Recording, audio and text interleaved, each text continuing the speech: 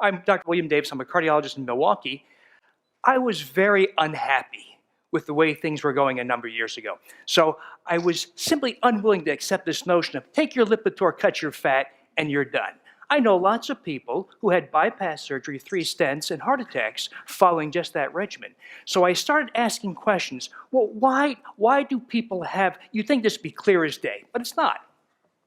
Why do people have heart disease? And so just asking that very simple question pointed me down some new paths. And it took me down this path, and I'll show you why. So I call this wheat the unhealthy whole grain, or subtitled, Why We Are the Unwitting Victims in a Grand Genetics Experiment Gone Sour. And I'll tell you why I say such obnoxious things. We all know what that is, right? I'll bet you some of you had that for breakfast. Toast, English muffins, or at least in your pre-wheat days. So I know some of you have read the book. Bagels. How about low-fat turkey breast on 2 slices of whole wheat bread for lunch? How about low-fat pretzels for a snack? How about some wheat thins? How about some whole wheat pasta and tiramisu for dinner? So we all know what this stuff is. It's 20% of all human calories. So what's the problem here? Humans have been consuming wheat for thousands of years, literally thousands of years. Why would I point my finger at it? It's part of habit. It's in the Bible. It's part of tradition. It's part of holidays. It's part of friendship and sharing. What could there be wrong? Well, I want to dispel some myths. The myth for me is healthy whole grains. So bats are not blind. Lemmings really don't jump off of cliffs. Bananas don't grow on trees, they grow on vines. Scientology is not about science. And humans have no business eating grains. So let's talk about that. So we're going to talk about why I say these kinds of obnoxious things. And I realize how obnoxious and provocative and polarizing even this can be. But I'm going to argue that this stuff is not only not good, it is very destructive. So in order to gain some perspective on why this might have occurred, let's go back, way, way back in time. So if we go back 10,000 years, somewhere around 8,500 BC, these were the years just after the last ice age pulled back and temperatures rose worldwide. That allowed fields of grasses, grains to emerge. And humans back then were hunter-gatherers. They would hunt animals, fish, gather seed, nuts, berries, mushrooms, insects, reptiles. Anyone having dinner tonight? But they noticed this grain, this grass, that animals would eat. Wild goats would eat it, wild sheep would eat it. So they thought, well, let's give that a try ourselves. Well, you can't eat raw grass, by the way. It makes you very ill.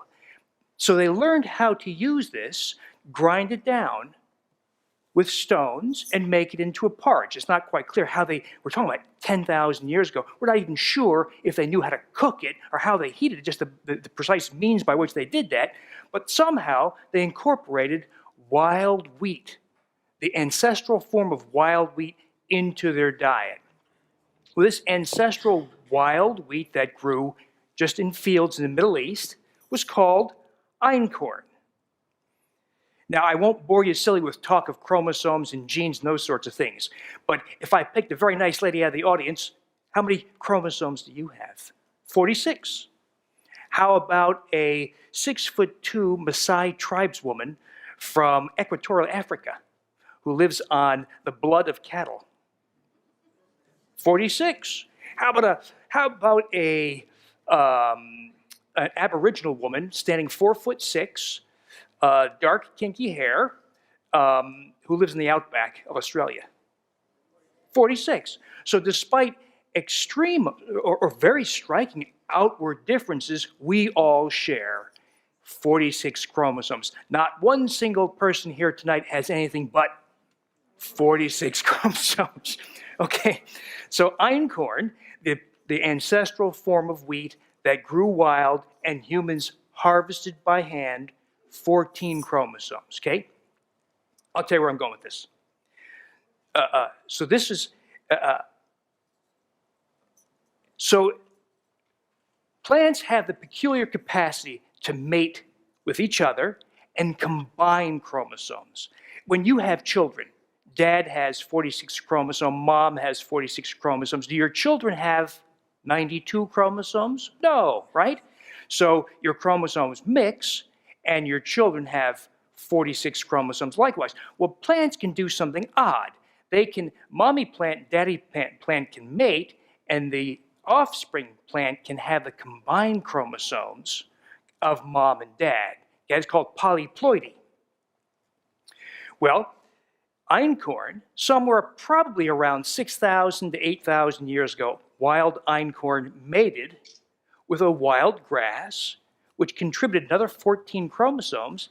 And so einkorn plus this wild grass yielded what's now called emmer wheat. Okay? Emmer wheat is the wheat of the Bible. I make that point because a common comment I hear is, well, but wheat is in the Bible. It fills the Bible, by the way. It's used for metaphor for salvation, for times of plenty, etc. It is in the Bible. But it ain't what you got. It's emmer wheat, this 28 chromosome offspring of wild einkorn wheat that mated with this grass. Okay, let's fast forward to the Middle Ages. We're still way, way back in time. So bread was a staple back then. It was often the staple of the wealthy, but the poor also wanted it. And there are many forms of bread, but bread was a very common food in the Middle Ages. Well, what was that? Well, as plants will do, emmer, again, mated with yet another grass, which in turn contributed 14 more chromosomes, yielding 42 chromosomes, and that yields the forerunner of what we have now, the modern Triticum species. Okay, so I make these points to show you that what we have now is different. Okay, so it's not einkorn, it's not emmer of the Bible, it's not even the wheat of the Middle Ages, it's something different. Now it's been taken farther. How about 1960?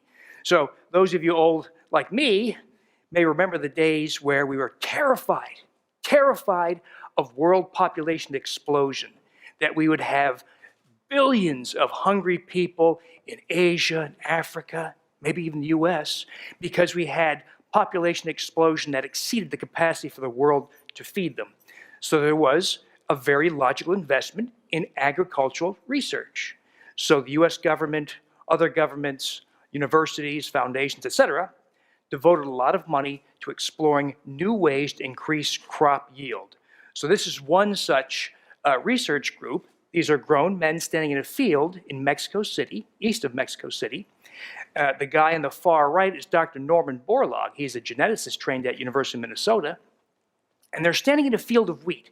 These are fully grown men. Notice that this wheat is about shoulder high, right? So they started with traditional strains of wheat, standing shoulder high. Well, Borlaug was a pretty hardworking, smart guy. And he used a variety of techniques, because he was kind of the guy who drove a lot of this. They repetitively crossed, mated different strains of wheat from different parts of the world with different characteristics. They would repetitively back cross them to try to select out certain characteristics. They would mate their wheat strains with other grasses to introduce unique genes. They would use different conditions to generate different characteristics. So thousands, literally thousands of genetic experiments to yield variant strains. And he was successful. So this is the cover of Life magazine from 1970.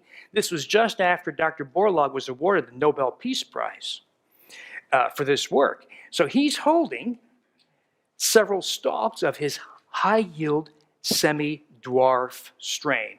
Notice that you can't judge this from where he's holding in his hands, but notice that the stalks, that is the shaft, is very thick. Notice that the seed heads are really big and the seed head itself is very large. So this thing yielded 4 times more per acre, 6 times more per acre, 8 times more per acre, as much as 10 times more per acre. So for that reason, when this was introduced into the third world, like Pakistan or Bangladesh, famine was converted to surplus within 1 year. So Borlaug was hailed as a hero for helping develop this high-yield, semi-dwarf strain of wheat. Okay, very different outward appearance, very different yield and other characteristics. Doesn't end there. Oh, and by the way, this is my stepson. He was 13 at the time. So this is about 5 miles from my house. I'm in Wisconsin, and it's everywhere. So it's not as if this is only grown in one place. This stuff has essentially taken over the world's wheat supply because it was so incredibly prolific. That is, if you're a farmer and you're getting, let's say, 8 bushels per acre, and your next door neighbor is using this other strain of wheat from seed he purchased, and he's getting 85 bushels per acre, how can you compete? So in a competitive world, you adopt this high yield strain. So the world has essentially lost the older forms of wheat and have adopted this high yield semi-dwarf strain of wheat. And this is the field just a couple of miles, just a few miles from my house. So this went on farther. This is an example of something that's sold widely and grown widely in about 1 million acres now in the Pacific Northwest called Clearfield wheat. Let me tell you what Clearfield wheat is. It is a semi-dwarf strain of wheat, so it is just like the stuff that Borlaug came up with, but they did some things to it. They exposed the seeds and embryos to a chemical called sodium azide, which is an industrial toxin. Let me tell you about sodium azide. There have been instances of accidental human ingestion, and the poison control people say if you witness an accidental ingestion, don't offer that person CPR. In effect, let them die. Because if you offer them CPR, you're going to die too. And if the victim vomits, don't throw the vomit in the sink because it may explode. And that has actually happened. So you take this chemical, sodium azide, you expose wheat embryos or seeds to it, and you induce mutations. This is an ad from the BASF Corporation, that is the patent holder of Clearfield wheat. It is the product of enhanced traditional plant breeding methods.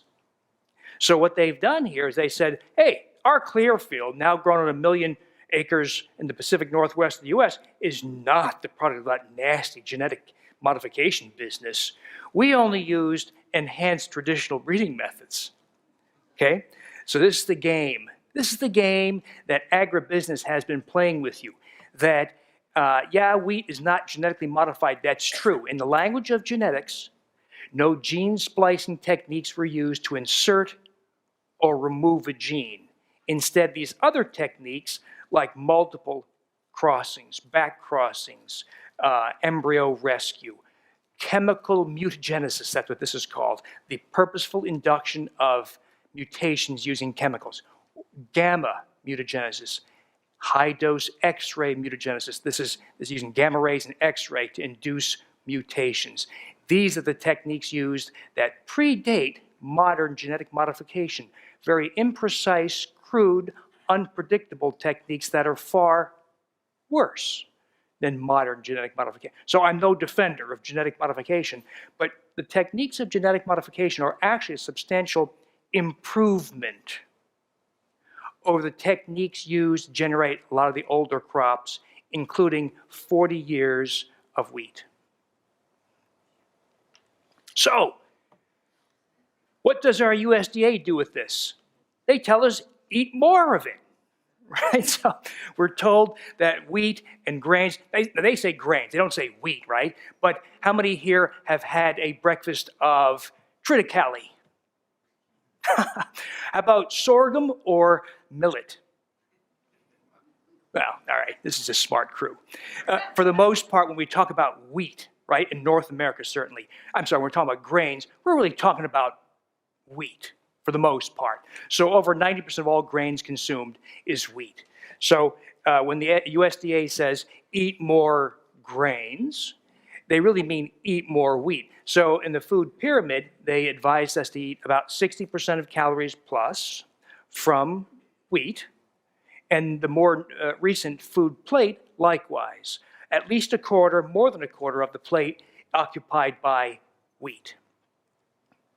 So this thing, conceived by people like Dr. Borlaug for good purpose, not evil purpose, to increase yield, help solve world hunger, taken further by agribusiness, and then sold and we're told to eat more. Well, why is that so bad? But let me digress just for a moment and make this point. So we're going to talk about why modern wheat has a few things wrong with it.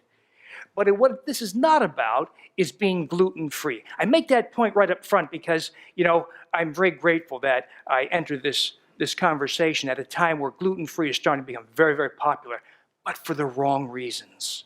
Okay? So there are people with celiac disease, that is intestinal destruction from the gluten, this protein in wheat. There's probably 8, 9, or 10% of other people who have a lesser form of sensitivity to this protein called gluten.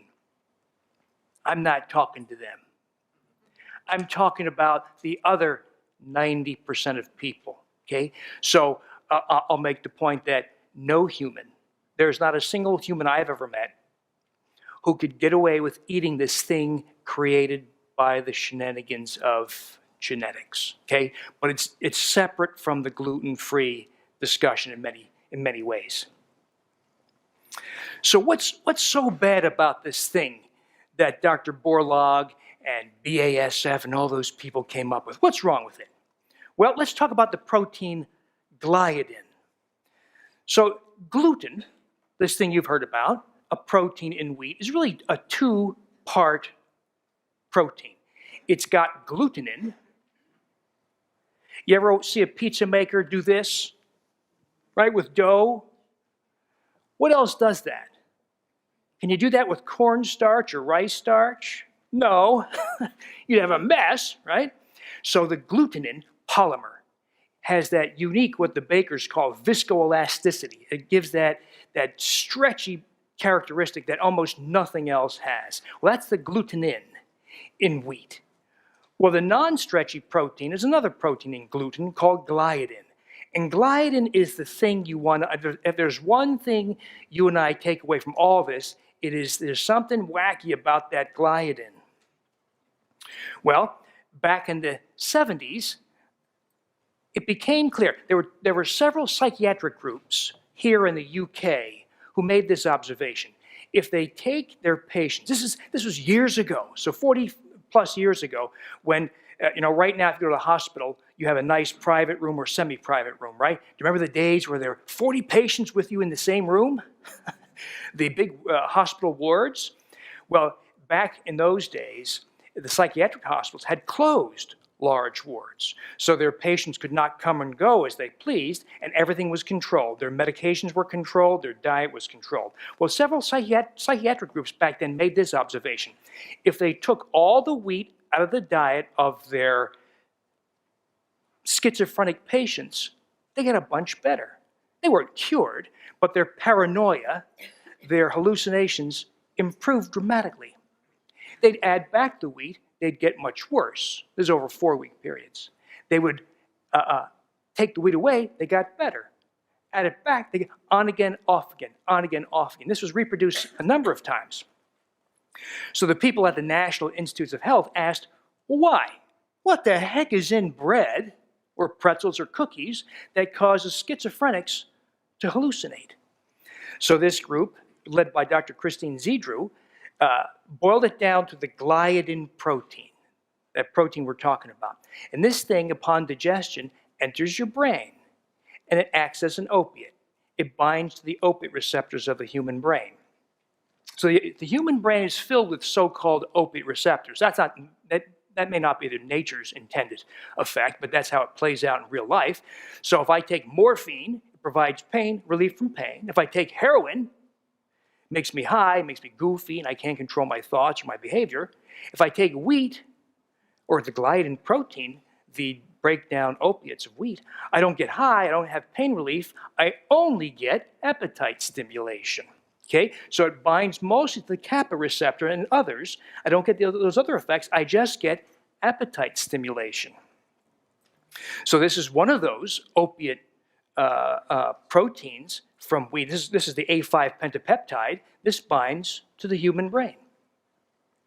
So this led, this observation that, for the most part, by the way, was not made much of. You didn't hear much talk about that in the 70s.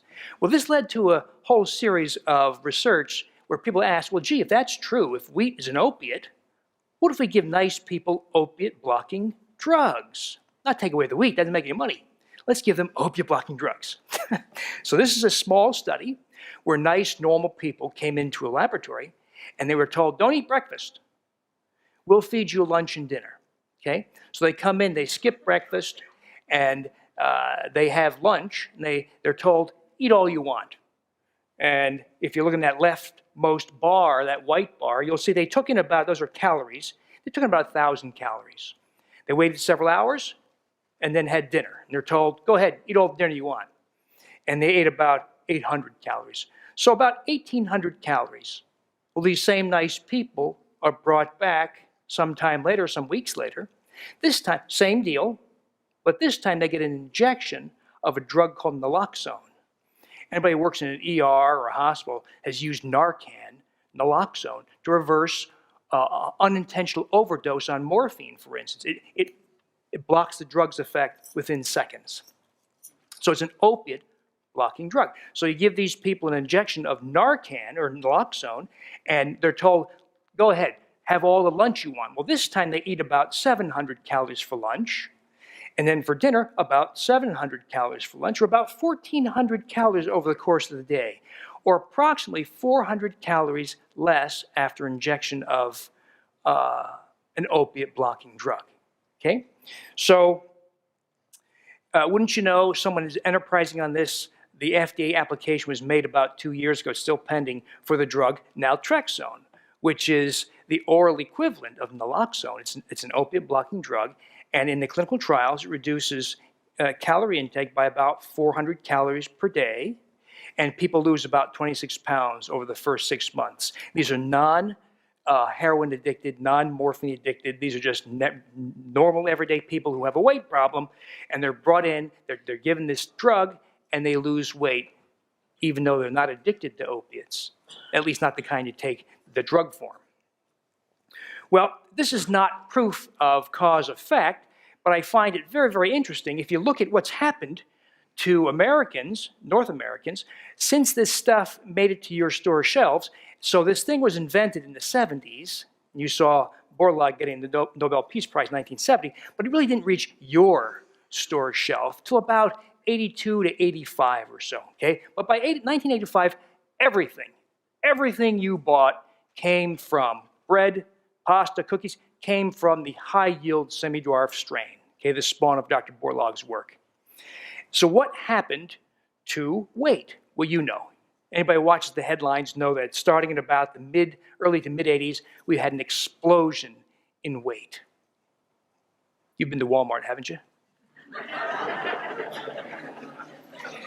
Well, if I gain 40 pounds, 50 pounds, 70 pounds, what do I get? I get diabetes. There's a lag, right? I'll gain 30 pounds on Tuesday. I gain it over months or years. So there's a lag between gaining weight, having your appetite stimulated, gaining weight, and developing diabetes. So the number of diabetics, of course, followed suit. And these are data from the CDC only till 2009. If I include it till 2011, that is the last year for which we have data, you would see that the curve is now vertical. So now I can't prove to you cause and effect with these data, but I'll show you why I think it's very, very suspicious. It smells awfully bad that we've been fed an appetite stimulant. So wheat, via its gliadin protein, is an opiate. And by the way, there's a lot more to this gliadin. Because of the time allotted, I can't go into all of that. But it has other effects. So if it's an appetite stimulant, what does it do to people with a tendency to an eating disorder, like bulimia or binge eating? It gives them food obsessions. What does it do to a child with ADHD or autism? It gives them behavioral outbursts and difficulty with attention span. What does it do to a schizophrenic? Well, you know, it causes paranoia and hearing voices. What does it do to a person with bipolar illness? It triggers the high, the mania. So it has mind effects, but in nice, normal, everyday people, it only stimulates calorie intake, appetite. Okay, let's talk about, that's gliadin protein. Let's talk about blood sugar. What does wheat do to blood sugar? We're told to eat more of it, right? So what does that do to blood sugar? Well, you've heard of low glycemic index foods and high glycemic index foods, right? So high glycemic index foods raise blood sugar very high. Low glycemic index foods raise blood sugar less high, not low, less high. So where does wheat fall into that scheme? Well, if we look at all, I'm sorry about this slide, but look at all the years and years where this question has been studied all the way back to 1981 when Dr. David Jenkins, University of Toronto, generated these data. He just wanted to know what happens to people with diabetes when they eat different foods. So he took normal, slender volunteers and fed them different foods. And he generated a curve for how much their blood sugar went up, called the glycemic index. So if you feed these nice, skinny kids sucrose, they get a high blood sugar. No surprise. You feed people sugar, they get high blood sugar, right? So the glycemic index was 59 for sucrose. What was it for, for whole grain bread, whole wheat bread, 72. Now, this is the original slide, the original table from Dr. Jenkins from 1981, but it's been corroborated thousands of times since. It's in all the tables of glycemic index. 2 slices of whole wheat bread raise blood sugar higher than 6 teaspoons of table sugar. Now, wait a minute. Why would that be? Why in the world would healthy whole grains with complex carbohydrates raise blood sugar? Because all the dietitians and the nutritional community all agree we should eat more complex carbohydrates and less and fewer simple sugars. Well, what they didn't tell you is the unique complex carbohydrate, complex meaning a long chain or branching chain as opposed to a simple sugar. So the complex, the so-called complex carbohydrate of wheat is something called amylopectin A.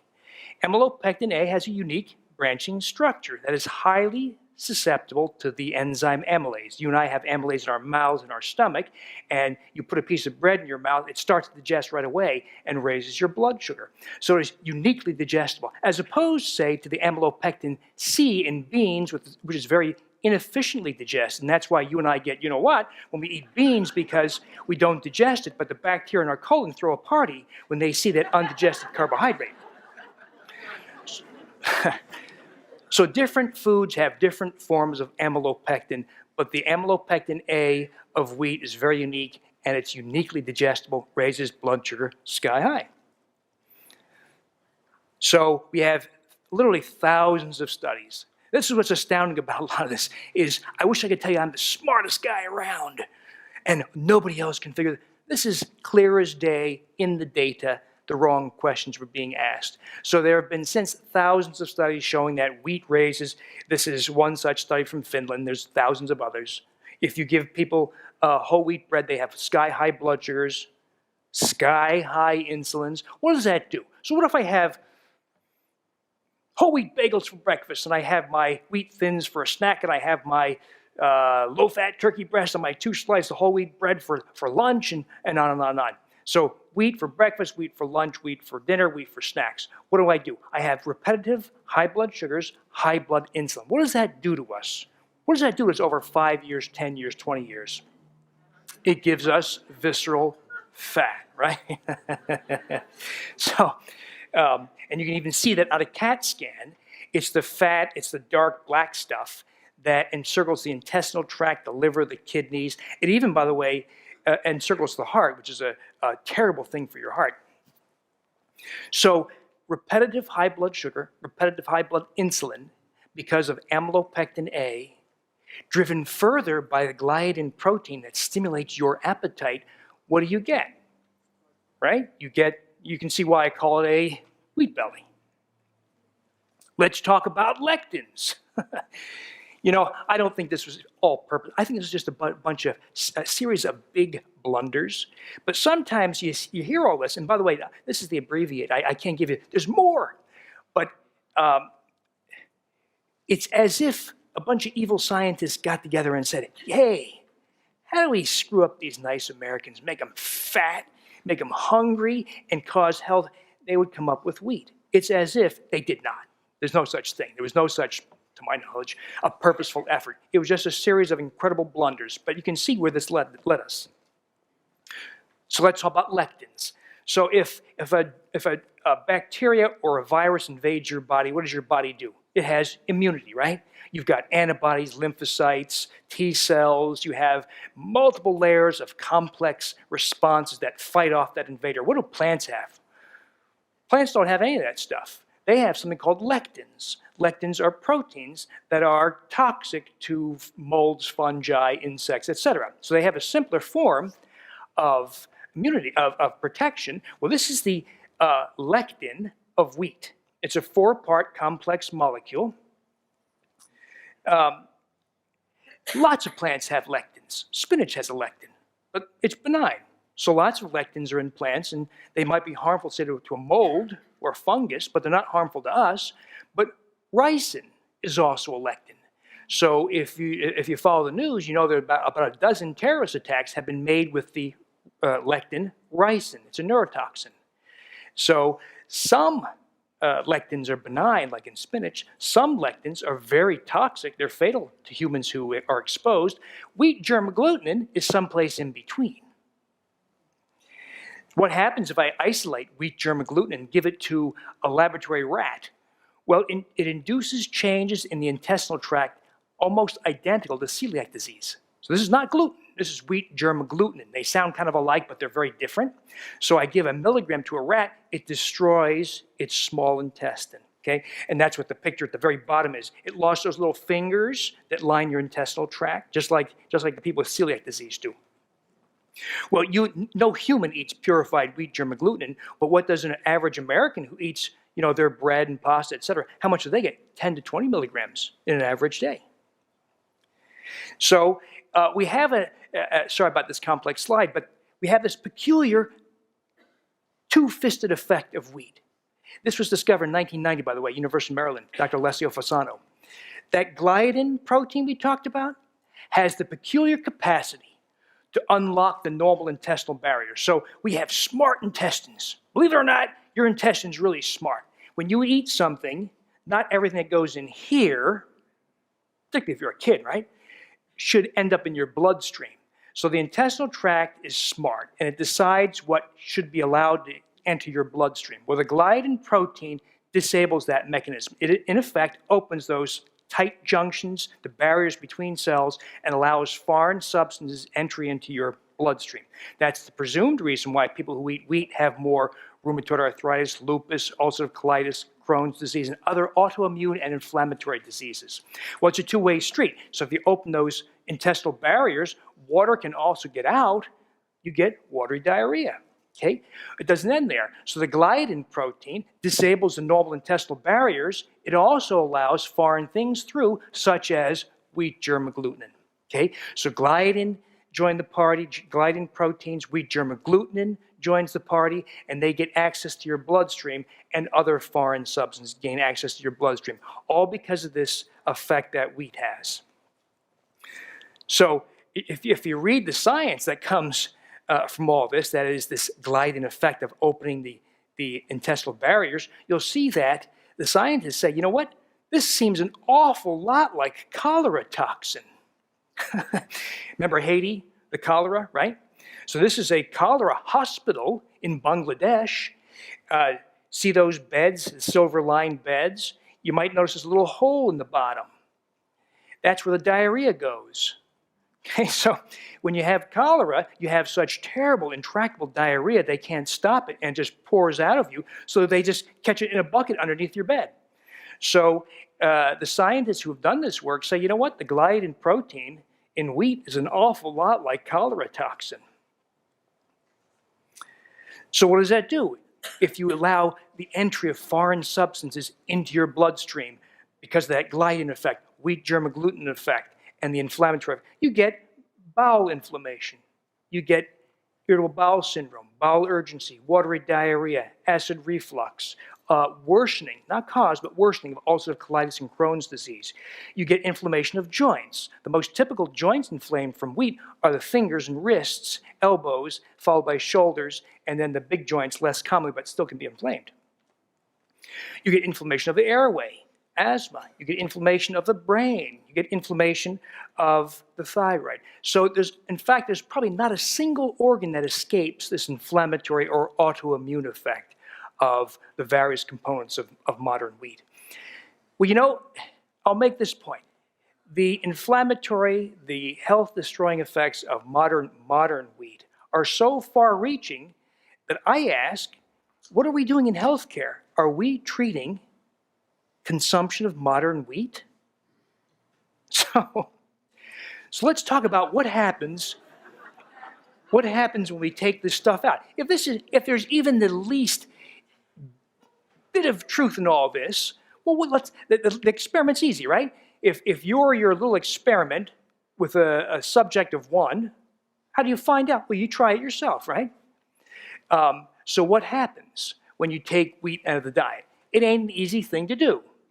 If you take wheat out of the diet and you look at the food, you're gonna say to me, well, you know what? It's not as easy as I thought because wheat is in everything, right? It's in Twizzlers. It's the second ingredient. You ever notice you can't eat just one?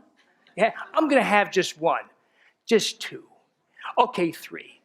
Okay, I'll exercise more tomorrow and I'll cut my calories and fat and I'll have the bag, right?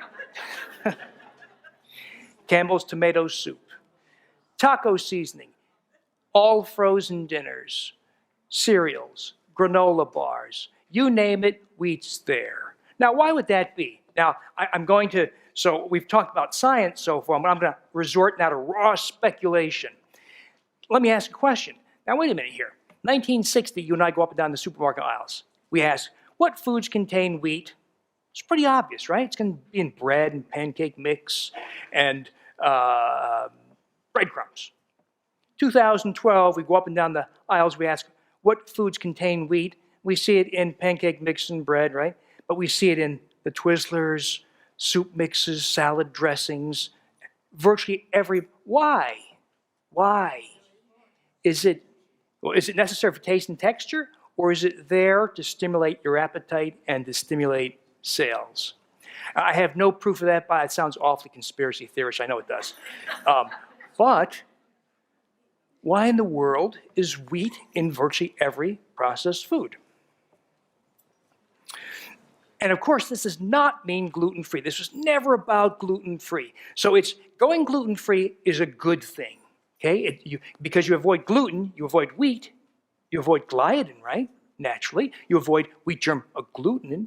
You avoid the amylopectin A, so you avoid all those nasty things in modern wheat. But we have people who say, well, gee, if I'm going to be gluten-free, I'm going to eat gluten-free foods. Well, what do the food manufacturers choose as their replacements for wheat flour? They choose rice starch, cornstarch, tapioca starch, or potato starch, okay?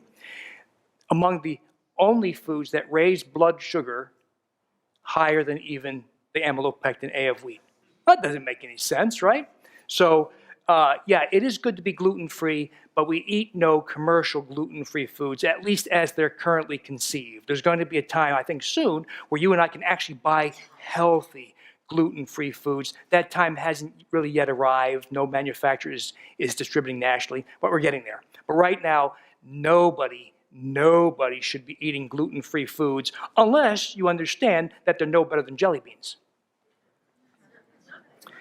So what happens? If there's any truth at all to this, if we buy this notion that the gliadin protein of wheat is an appetite stimulant via its opiate binding effects, if we buy this notion that wheat germ agglutinin is a direct intestinal toxin and causes body-wide inflammation, if we buy all this stuff, what happens when you take wheat out of the diet? Well, there's weight loss. There's rapid weight loss. Some of it's water, because if you lose inflammation, you do lose water, but you do lose fat very rapidly. It's not uncommon to see 7, 8 pounds in 2 weeks, 10 pounds, even 15 pounds in 2 weeks. I've seen many people lose 18, 20 pounds in a month. It slows down. It doesn't continue on that course forever. But you can lose a lot of weight. Now, notice I never said to anybody, cut your calories, right? I never said, push the plate away, cut your fat, No. Lose the wheat, lose the appetite stimulant, Okay, that's the crucial point here. It's not the calories, it's not the carbohydrates necessarily, it's the appetite stimulating effect of the gliadin protein of wheat. So you lose weight. You have this wonderful relief from appetite. So that constant, hungry at 9 after a breakfast at 7, hungry at 11 after your snack at 9, counting the minutes till lunchtime, hungry at 2, that grazing after dinner, all that stuff goes away, just like it used to be, the old days, where people would just eat, they'd sate themselves on that wild boar they caught, and then not be hungry for a day or two. So that's what happens to your appetite. Appetite ratchets down dramatically. This notion of eat many small meals all throughout the day every 2 hours, no. No human was meant to do that. And food obsessions and people susceptible to them go away. I've had a lot of people who had, for instance, bulimia and binge eating disorder who have 24-hour-a-day food obsessions. They can't shake them, can't stop them, wake up in the middle of the night, they still are thinking about food, they can't help themselves, so they binge, they go in private, right? Lose it, they lose their teeth over it. It's a life-destroying, relationship-destroying disease. But their food obsessions go away, not all the time, but in many of them, when they lose the wheat. They lose the gliadin protein of wheat. There's a blood sugar reduction. That's real easy, right? The amylopectin A goes away. The gliadin effect of stimulating appetite goes away. You lose weight, blood sugar goes down. I have lots and lots of former diabetics who started with insulin and 3 drugs who are on nothing now with better blood sugars and A1Cs than they had on drugs.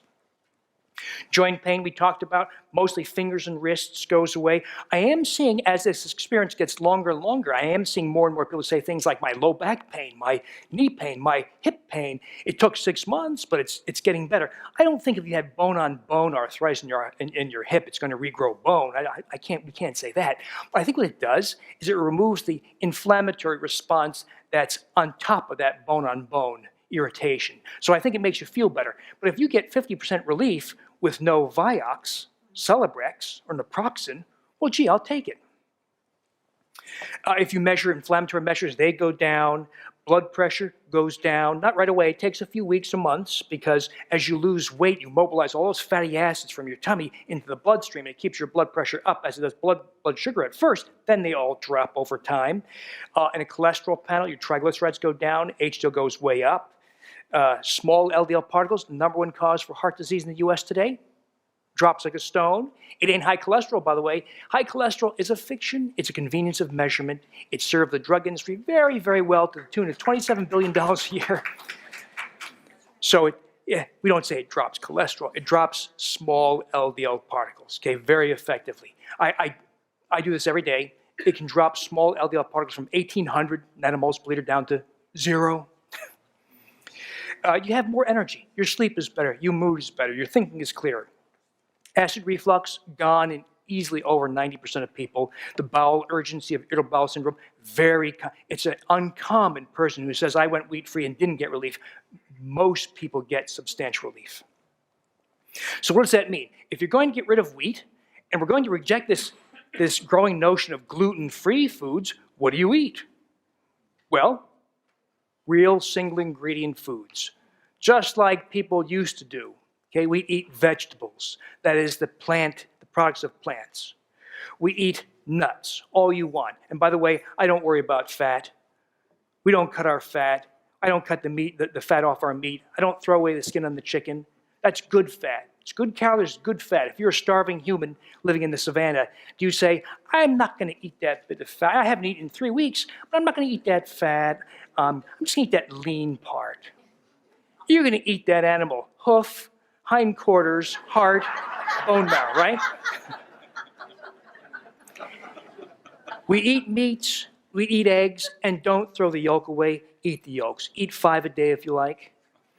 Have oils. Don't be frightened of oils. Oils are good for you. Not all oils. We don't eat hydrogenated oils, of course. We don't eat polyunsaturated oils, and fried oils we avoid.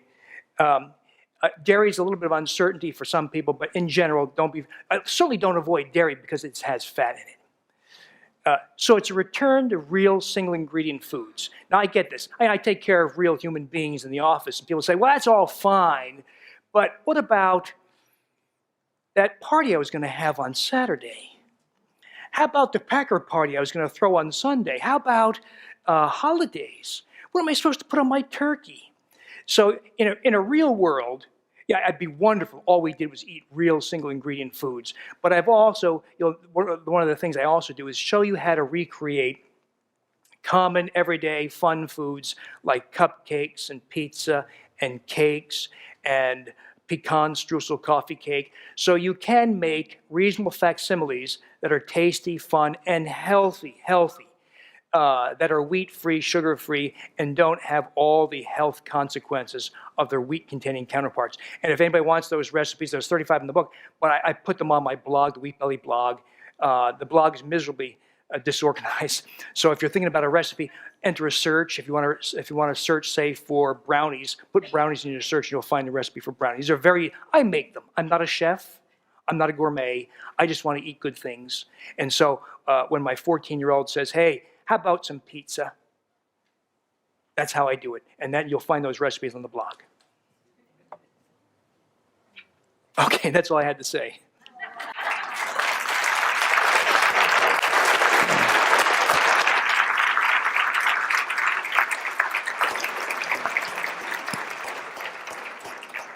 I believe we reserved some time for questions. Yes, we have time for a few questions. Can you eat Ezekiel bread? Wait for the microphone. Thank you, Ian. Yeah, of course. Can you eat Ezekiel bread? Well, of course, I'm not going to stand at your kitchen door and watch what you eat, so I'm not going to stop anybody from eating these things. But I would say, should you eat Ezekiel bread? I would say, absolutely not. So if I take high-yield semi-dwarf wheat, I take the seeds and I soak them and let them sprout, right? We still have gliadin. We still have gluten. We still have amylopectin A at a lower level because of the sprouting process. We still have wheat germ gluten. In other words, it's if I told you, hey, I got a cigarette. It's got 20% less tar, nicotine. Is it better? Well, yeah, but it's just less bad, right? So that's the game we've been playing in nutrition. Nutrition is not a science. It's fairy tales most of the time. And yeah, it's better, but it's really just less bad. You're going to find this many, many times in nutrition. Organic is better. No, it's just less bad. That is of wheat. Organic is a good concept, but in wheat in particular, it's just less bad. So no matter what you do to modern wheat, it remains modern wheat, right?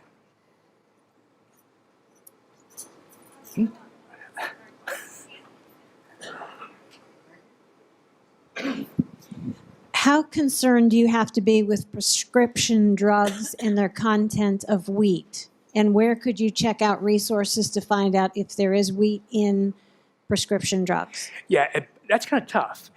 So there is wheat hidden in many things. This tends to be an issue only for the truly very sensitive. So a lot of people, yeah, we don't want the gliadin, appetite stimulation, the high blood sugar, et cetera. But the tiny quantities in pills are really only issues for the truly very sensitive.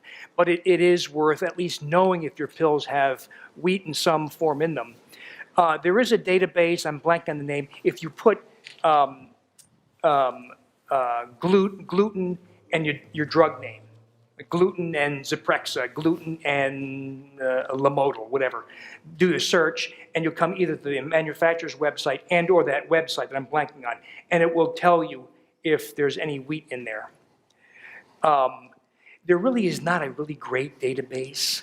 So, that's one of the things I think we probably should do, so people have that, and it's confident. It changes too.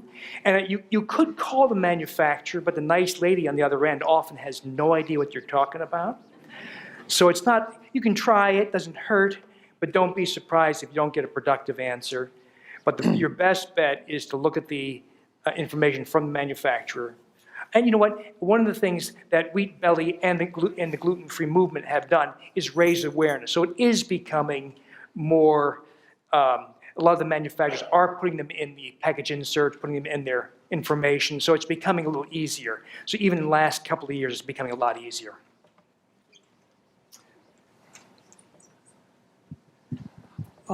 What's the possibility of, say, substituting cornbread or something for regular bread? Or how about rice as using that as a starch instead of something with wheat in it? Well, my preference is healthy, right? Let's be healthy. So what happens, so if we replace wheat flour and all its terrible effects with cornstarch, rice starch, tapioca starch, or potato starch, those are very common flours used in gluten-free foods, but also in other foods like cornbreads and rices, those things tend to raise blood. Here's another part of this conversation. So you and I have lived through 40 years of overexposure to carbohydrates, right? Remember when Swanson TV dinners came out? And Mom says, hey, I don't have to cook. I just got to shove this thing in the oven, take it out 30 minutes later and give it to the kids. Done. We had Trix and Cocoa Puffs, and Mom puts peanut butter and jelly sandwiches on white bread with Ho-Ho's Ding Dongs and Scooter Pies.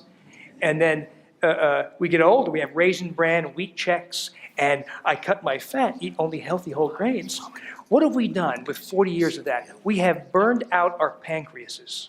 Okay, so our pancreatic function is no longer what it used to be. So it's not uncommon to get to your 40, 50, 60 years old and have 75% residual pancreatic beta cell function to produce insulin.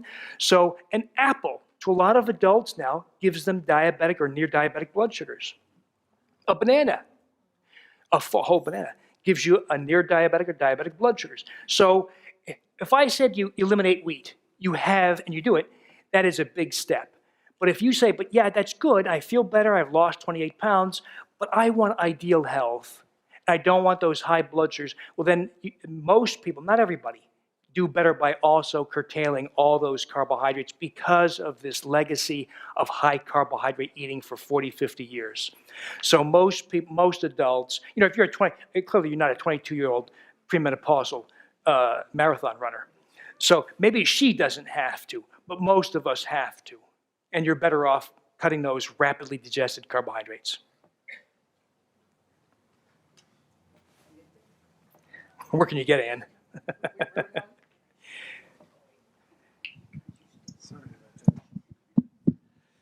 Is there any amount of wheat that's acceptable? That's actually a very good question because it's a very common dilemma. I would say no. But let me tell you why. So about 40% of people, so let's say you've been wheat-free for 4 weeks, about 40% of people will say, what the heck, I've been good, right? Or you didn't know it, and it was in your whatever, right? And you have it, next thing you have is mind fog, anxiety, asthma, diarrhea, bloating. In other words, you get rash. So there are very common re-exposure reactions. So if I have wheat now, I've been wheat-free for years. If I have wheat now, I get that GI distress. I can't think straight. I truly can't function for about 48 hours. So for me, it's not worth it. Now, how about somebody who says, I don't know what the hell you're talking about. I have 2 slices of bread, and I was over at my in-laws, and that's what she was serving, and I felt fine. Yeah, you felt fine, but not everything is perceived. So high blood sugars, the gliadin opiate effect that stimulates appetite. You go home and you get home, man, I'm still hungry. So even though you may not perceive effects, this stuff is so powerful that it has. Analogy for you is, I have a restaurant. It's a nice restaurant, but we're kind of sloppy about washing our hands after we use the bathroom, and we don't really like to clean off the counter after we cut some raw chicken. And so 90% of the time you eat in my restaurant, this is make-believe, I don't have a restaurant. 90% of the time you eat in my restaurant, you'll be fine. But 10% of the time you're going to have some staphylococcus in your kitchen, in your chicken. Or you're going to have some E. coli in your salad. Okay? Would you eat at my restaurant if I offered it for free? I don't think so. So with those low odds, I don't think it's worth it. So cutting back in other words, if I said, just eat at my restaurant once a month, you could still get sick. So I just don't, this stuff, when you see the effects, I've done this now many thousands of times, when you see the effects of removing it entirely, you start to realize this is not just a little bit bad, It's really bad stuff. You know, I think if this was 1950, we couldn't have this conversation. I think you would say, yeah, I took all the wheat out of my diet, and I lost 3 pounds, big deal. I think that's what we would say. But this is 2012, and the wheat we have today is very different. I think that's what we're talking about to a large degree. That is, we remove this thing called modern wheat, and that's why we see these extravagant effects. It's a modern phenomenon. Okay, sure. You have convinced me I'm not eating at your restaurant. But what do you do about eating out? Yeah, it's becoming easier. It's become much easier thanks to the popularity of these ideas. So you're safe if you order most salads. Ask the croutons be set aside. You're fine with most meats, of course. You might. It's a good habit to get into. Ask, is this breaded? I've stumbled. I forgot to ask, and the chicken. It's breaded. But it is becoming a lot easier. Go for the simplest foods. The foods that have the more complex sauces and preparation are the ones that might have a little bit. And if you're among them very sensitive, you can have a reaction. So go for salads. Go for the meats. Desserts are a problem. You will have trouble with desserts. You might have to restrict yourself to the fruit or to the simplest desserts. I've been traveling a lot for this, for the book. I can tell you it's gotten a lot easier. I was in Calgary 2 weeks ago, and the staff were incredibly accommodating. I was shocked. Now, they were trying to replace the wheat rolls with gluten-free rolls, but you know, that may not be perfect, but it's a step in the right direction. So I think it's becoming easier, but it pays to be vigilant. You can't rely on wait staff often. You know, that nice kid often doesn't know, and you have to make a nuisance of yourself. I would say if you're among those people who have perceived problems, like those severe gastrointestinal distress, if in doubt, don't eat it. It's just not worth it. Is that okay? He's been waiting. Yes, doctor, I read your book and I very much enjoyed it, and I've been passing it around. One question I had is Europeans have a diet high in pasta and bread, and yet don't as of yet have our obesity. Is there a reason for that? And my second question is drinking beer as bad as eating a loaf of bread? You know, it varies from country to country. So the issues in France are different from the issues in Malaysia, are different from the issues in Beijing, right? So it's going to vary from location to location. Several issues, the French, for instance, who are thinner, by the way, they're catching up to us. They're not all skinny. They are getting fatter. As they adopt our habits, have more fat. They have less heart disease. They eat more fat. So a lot of fat, like butter and the fat on your meat, blunts some of these carbohydrate effects because it's very satiating, right? The French do eat bread, but they don't eat in the quantities we have, and they don't consume the bulk of processed foods like we do. So they don't have breakfasts of breakfast cereal. They don't have granola bars, all these processed versions of wheat flour. So they do have wheat in their croissants and their rolls, etc., but they don't have the same kind of exposure that we have. In Asia, the wheat exposure is actually rather small. They have more rice, of course, like in Japan, but they have less of a wheat exposure. Like soba noodles might be a little bit wheat. It's mostly buckwheat. So there's a lesser exposure to wheat. There's probably also differences. This is a little bit tough to winnow out, though. Difference among what are called cultivars, strains of wheat. So there may be forms that are much worse than others. I think we probably have the worst form here in Canada. But there may be more benign forms, not entirely benign, but less harmful strains of wheat elsewhere. There may be also issues with preparation. So there's probably lots and lots of differences. We'd have to go on a nation-by-nation basis to fully understand the issues. But I think it is an issue for the world because it's not just about weight, of course, right? The explosion in diabetes, for instance, is a worldwide phenomenon. Yeah, it's not affecting Ethiopia, but it's affecting virtually all other modern nations, developed nations. So it is not just a matter of weight also. There are other health problems. There's been an explosion of celiac disease, for instance. I try to avoid talking about celiac disease, but it is kind of the canary in the coal mine, right? If we have an explosion of celiac disease, we know there's something wrong with the wheat, And there's been a quadrupling of celiac disease in the US and Canada, and this is also true in Europe. So it's not like we're the only ones exposed. It is a worldwide phenomenon. With the beer, I worry about that Glycine effect. That is that appetite-stimulating mind fog effect, things that affect your mind. And so I think you're best off not drinking wheat-based beers. Now, this is not a gluten-free conversation, so malt is probably not the issue that is for the people who do it because they have celiac disease. So the malt is probably not a big deal. Bud Light is wheat-free. Michelob Ultra is wheat-free.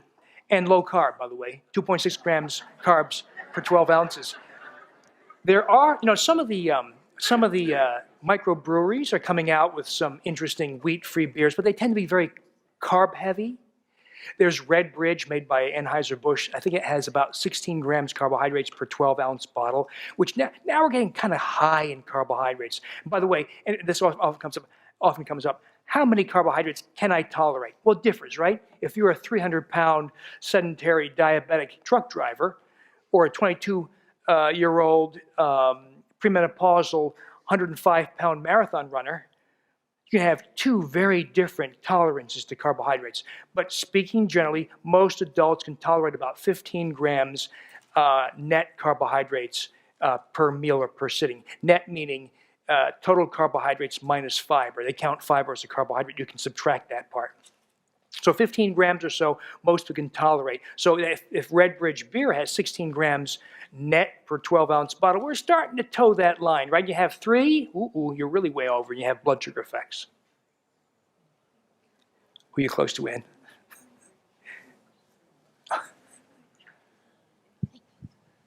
Thank you, Doctor.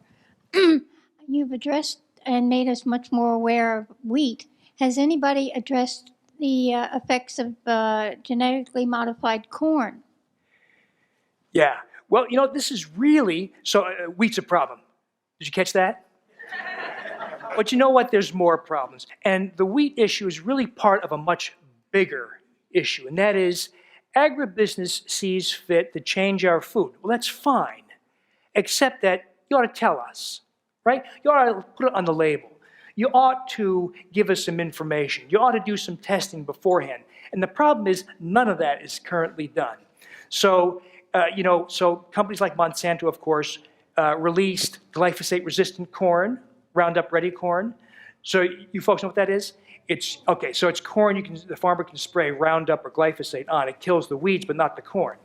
Well, Monsanto's been selling it for about a decade, right? They've been telling us it's just fine. Well, now the data is being generated not by Monsanto, by other organizations, showing us it ain't so fine. That French study from about 4 weeks ago, where the rats were fed glyphosate-resistant corn versus traditional corn, I'll tell you real quick.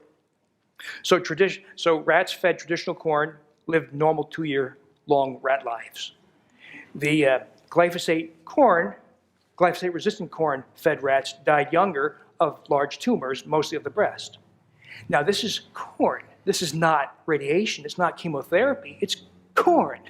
So that's just one study, but conducted for 2 years. So we have other data. So it's all bashed by agribusiness.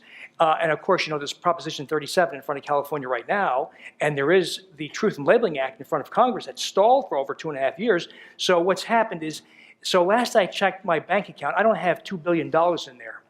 So they have incredible resources to fight these initiatives. So I think virtually everybody in the public says, if you're going to change it, we're not going to shut you down. We're not going to fine you or penalize you. You just tell us if you did it, so we can make our own choices. But even that simple concession is not being given to us. So what we have to do is we have to raise a stink.